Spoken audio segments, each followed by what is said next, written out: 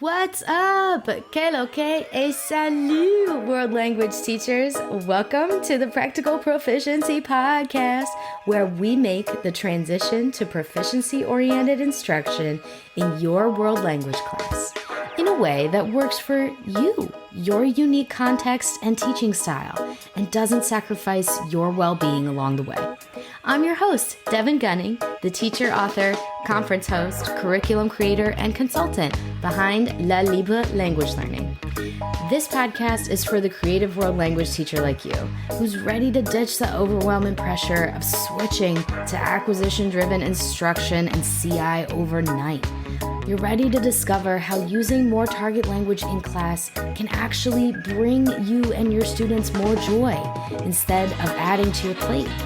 With practical, authentic, and down-to-earth strategies that don't require reinventing the wheel or more training, we'll work together towards the magic of a community-based, target language-rich classroom rooted in the power of community and comprehensible input. Let's go!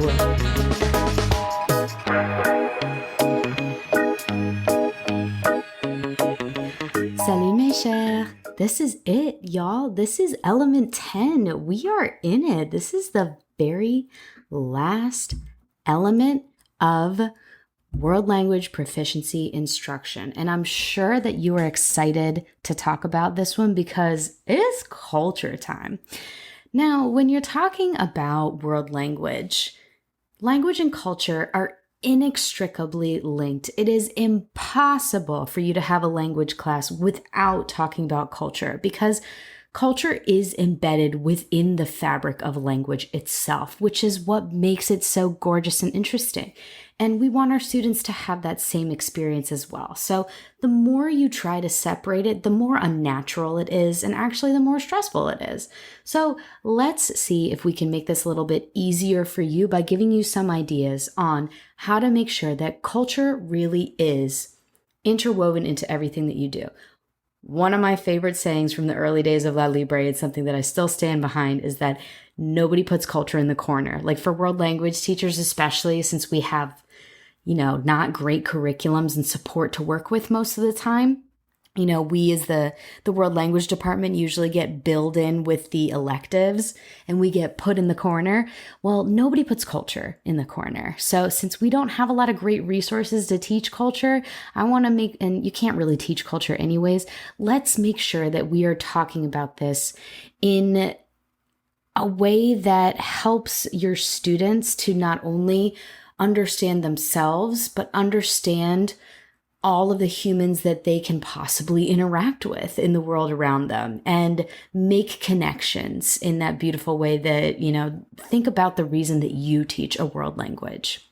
For me, the reason that I loved teaching a world language and I love working with you and world language teachers is because learning a language and acquiring a language and then using that language with others, albeit imperfectly, is the best way to understand what it means to be a human and the fact that there are so many different ways to be a human. Like it's so linked with our human identity to have language, and how we express ourselves is a huge part of language itself. And so cultures tangibly express themselves through language, and your students want to experience all that too. And I know that you're dying to show them that, right?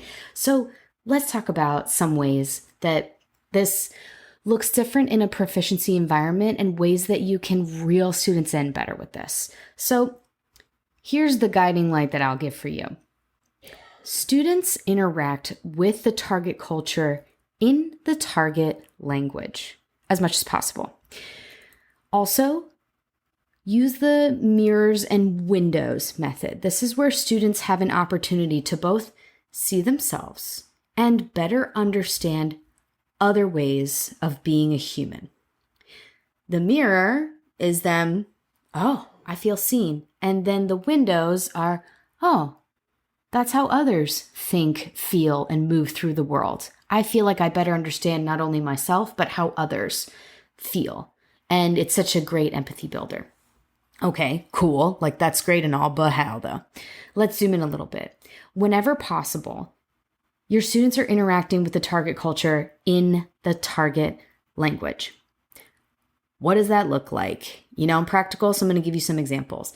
And this, of course, is from the high school setting. That's where my jam is. That's where my vibe is. So here is how I used to make culture a part of our classroom and a part of how we interacted with language. On the first day of class for French 1 and French 2, and this lesson is available for free on Teachers Pay Teachers for my French friends out there. De rien. This lesson is actually a song, and I use it to teach high frequency verbs. And then after we learn the high frequency verbs from the song, I'll put the link in the description below for this so that you can see it. I actually use two. I use Chez Moi by Black M, and I also use Merci by Monsieur, both really great. And they are fabulous ways to start exploring culture through the target culture's eyes, their own words, their own feelings, their own expressions. Then we experience a little bit of the target culture in different ways that they are interacting with the world, but we're using pieces of the language within the song in order to acquire more language and get those repetitions. So it can really be that easy. Like, let it be easy. It can be as easy as just doing the things that you love to do, like playing music in class, but using it with a purpose, using it with a routine, that kind of deal, as well as reading books by the Own Voices movement, people who are a part of that culture and have stories to authentically share, as well as anything that you can find really from the target culture. Like, that's the whole purpose of authentic texts and media. Now, how do you handle that though and make that an easy piece of your classroom? Because the number one difficult piece of culture is not any lack of love in that department. World language teachers love culture, but what usually ends up happening is, oh my gosh, I have so much language to teach on my plate that I don't have time for the cultural activities that I want to do, as well as there's not great guidance on where I could find all of these great resources. You know, there's all kinds of obstacles with this. So I'm going to give you one way that you can make this a little bit easier on yourself.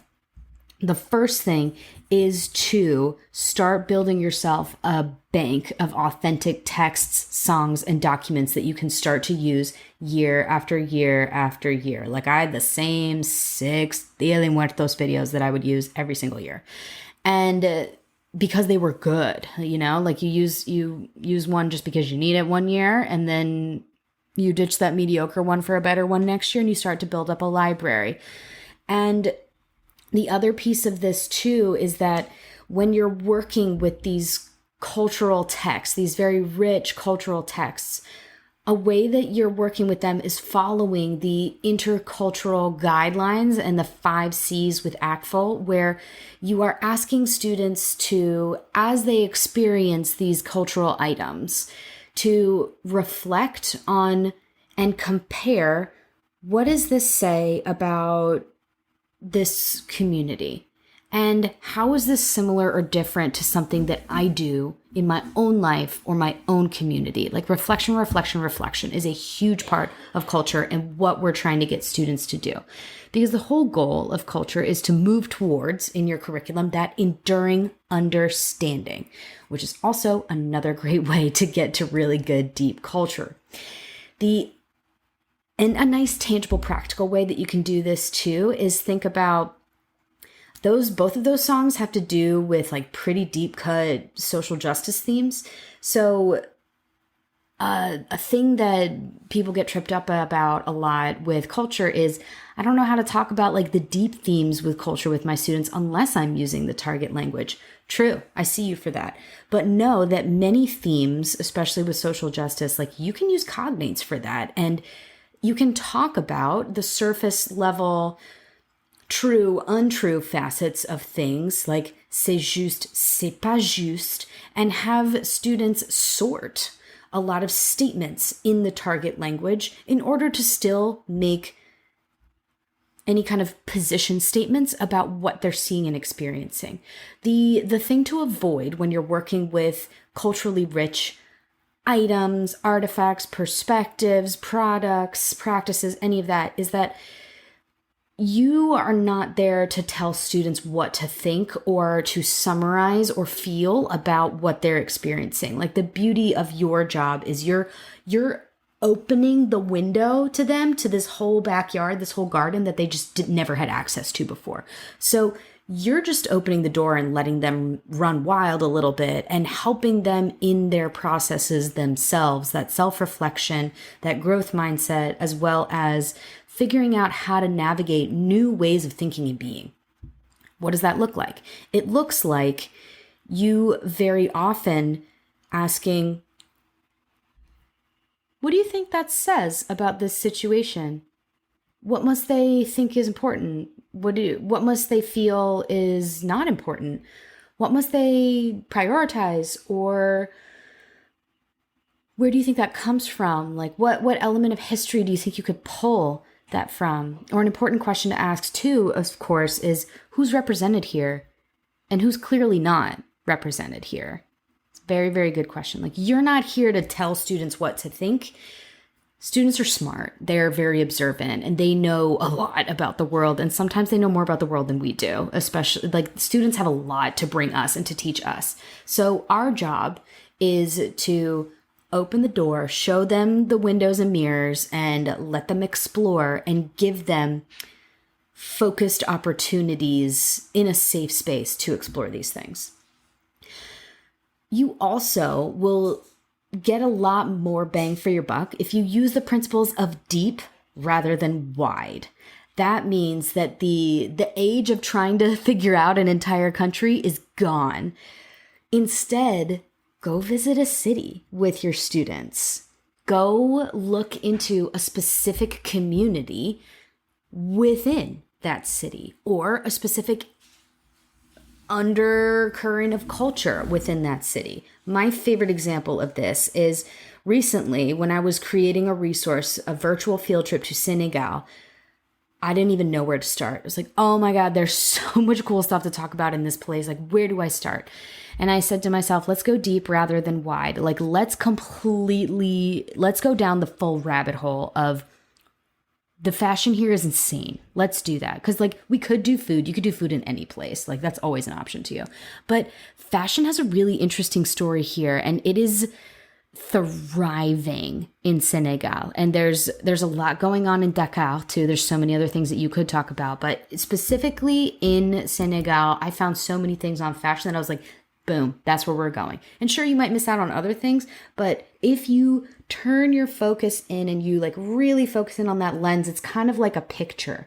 If you try to capture everything in the moment, the whole picture looks blurry. But if you focus on one thing, the entire picture actually becomes more beautiful, especially if other things might be blurred in the background.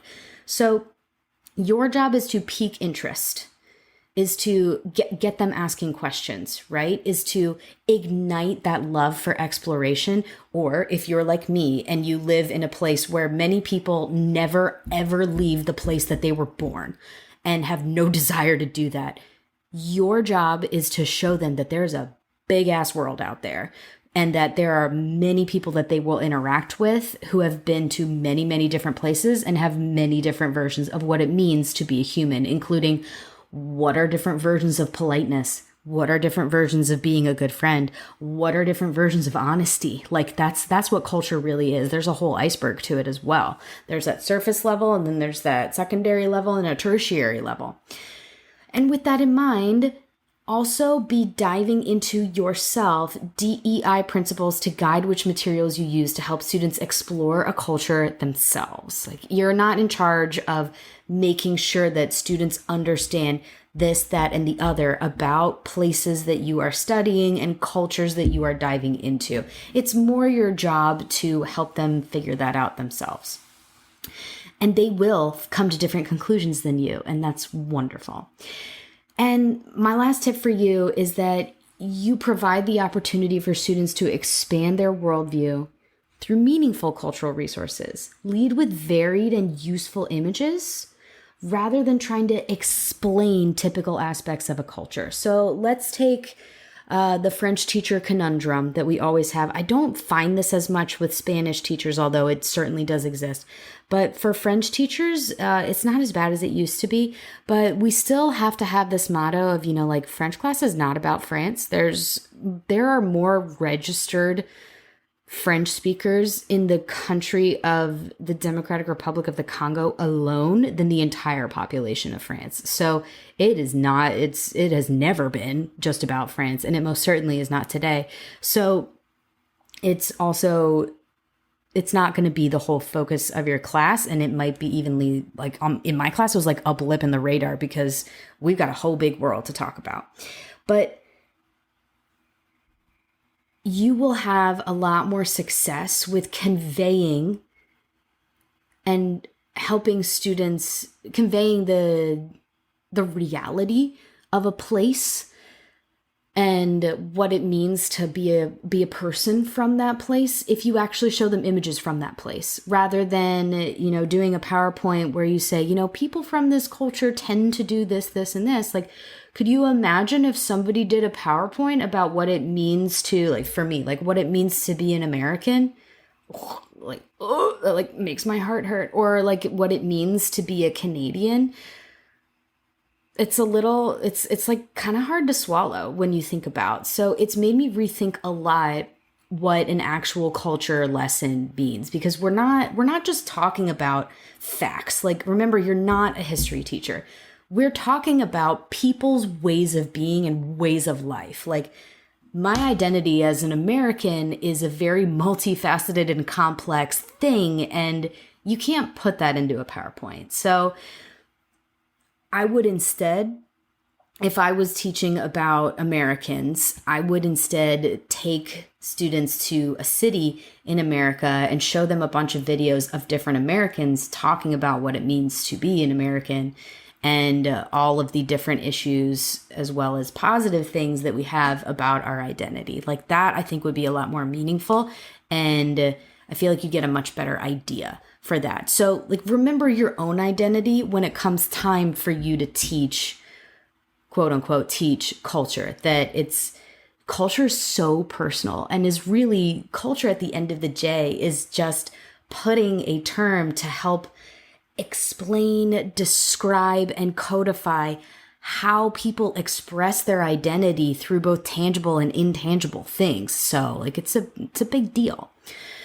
And you also don't have the responsibility of making sure that students are, quote unquote, well cultured and know absolutely everything about a place, or that, they sound mega intelligent about, say, Senegal after they leave your class. Like, that's not your job. Your job is to make sure that whenever they interact with somebody from a different culture than their own, with a different identity than their own, they know enough that they know nothing. That is your job. Like, if you can get your students to the point where they finally recognize that, especially Americans, because this is a huge problem for us.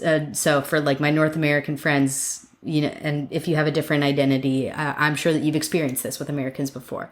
That especially if you're working with American students, our main role is to make sure that whenever they interact with people who have complex intersectional identities, as we all do, but especially if they have a non-American identity, that we as Americans actually know nothing. And that will set them up for so much success. It really will. It will set them up for so many aspects of being a global citizen, of having healthy relationships and interactions with people from different cultures, and avoiding so many misunderstandings.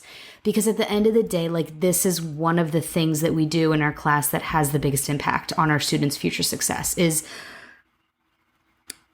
fighting xenophobia, fighting racism on many different levels, and embracing all types of linguistic, ethnic, and sociocultural diversity. Like, we have a huge role to play to that in world language teachers.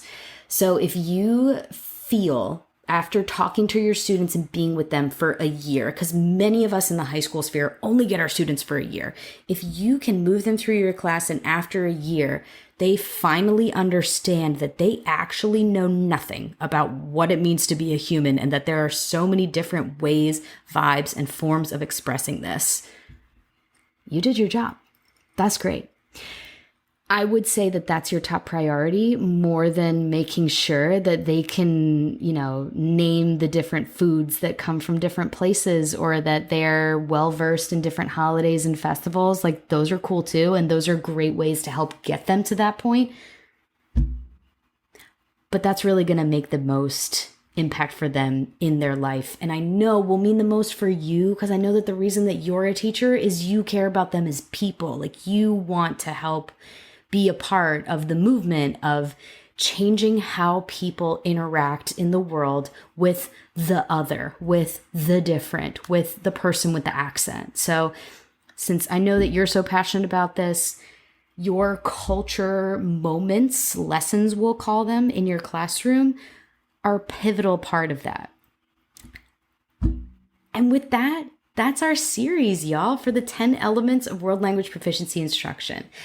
I can't wait to hear about how this has helped you in your classroom and thoughts that you have on this. And I'm so excited to start our next series, which is going to be listener questions. I've been getting some really fun ones from you and things actually that I get questions on a lot. So we'll be diving into some goods about anything and everything about what it means to start jumping into proficiency, especially when you don't have a lot of support. There's a lot of good questions that I got coming your way. So that's going to be our next series. And in between that, we'll have some goodies along the way. So stick around for the ride. Give this podcast a rating. It's really, really good karma. And I'm so excited to see you for the next episode. Bye for now.